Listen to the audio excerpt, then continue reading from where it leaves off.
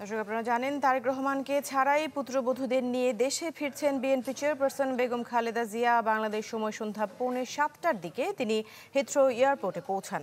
রাত 9:15টার দিকে কাতার আমিরের পাঠানো বিশেষ এয়ার অ্যাম্বুলেন্সে করে ঢাকার পথে রওনা দেন তিনি। এবং এই এয়ার অ্যাম্বুলেন্স পৌঁছাতে পারে আগামীকাল সকাল 10:30টা নাগাদ এখন পর্যন্ত যে ধারণা করা হচ্ছে। খালেদা জিয়ার দেশে ফেরা ঘিরে উজ্জীবিত বিএনপি নেতাকর্মীরা বিমানবন্দর থেকে গুলশানের বাসা ফিরোজা পর্যন্ত তাকে অভ্যর্থনা দেবে দলীয় চেয়ারপারসনকে।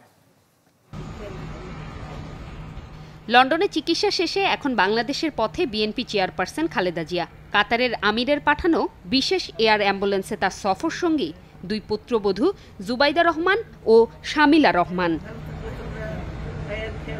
সোমবার বাংলাদেশ সময় সন্ধ্যা 6:45টার দিকে হিথ্রো বিমানবন্দরের উদ্দেশ্যে রওনা দেন সাবেক এই প্রধানমন্ত্রী। বাংলাদেশ সময় রাত 9:15 লন্ডন ছাড়ে ফ্লাইটটি। এখনই দেশে না ফিরলেও বিদায় বেলায় তার সাথে ছিলেন ছেলে তারেক রহমান।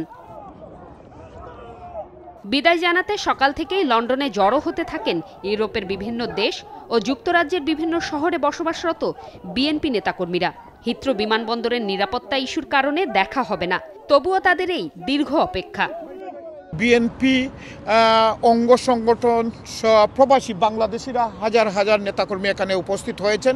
মা বেগম খালেদা জিয়া বাংলাদেশকে যাচ্ছেন, এই জন্য মঙ্গলবার সকাল 10:30টার দিকে ঢাকায় পৌঁছাতে পারেন তিনি। হযরত শাহজালাল আন্তর্জাতিক বিমানবন্দরে পৌঁছে সেখান থেকে যাবেন গুলশানে নিজ বাসভবন ফিরোজায়।